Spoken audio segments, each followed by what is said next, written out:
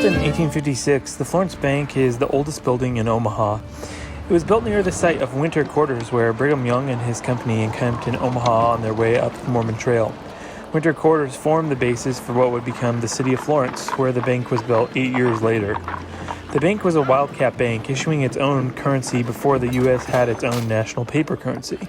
The bank's finances were soon destroyed within a year by the Panic of 1857, the world's first global financial crisis, proving that there's nothing new under the sun. Anyway, the bank was founded by James Monroe Parker, a notable pioneer banker. The vault was shipped by steamboat from western Pennsylvania.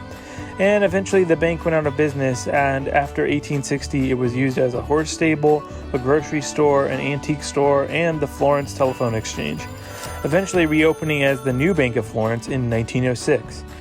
Soon it would be shut down again by the Great Depression.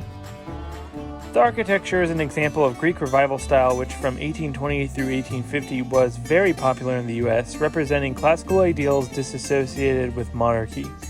The U.S. Capitol and Lincoln Memorial are other examples of Greek Revival architecture. Today, the bank serves as a museum preserving a unique part of Omaha's history. I took careful measurements to try and get the two-point perspective of this building right, and I used my TWSBI Eco to shore up some lines and details, and also utilized the Charlie pen with diluted Lexington gray ink for more subtle touches. One thing that really helped me with this piece was to take a photo midway through and looking at my painting in the building in black and white. I realized that I needed to go darker with some of the darks, and I think that really helped this painting. This is episode 3 in my series on sketching the history of my town.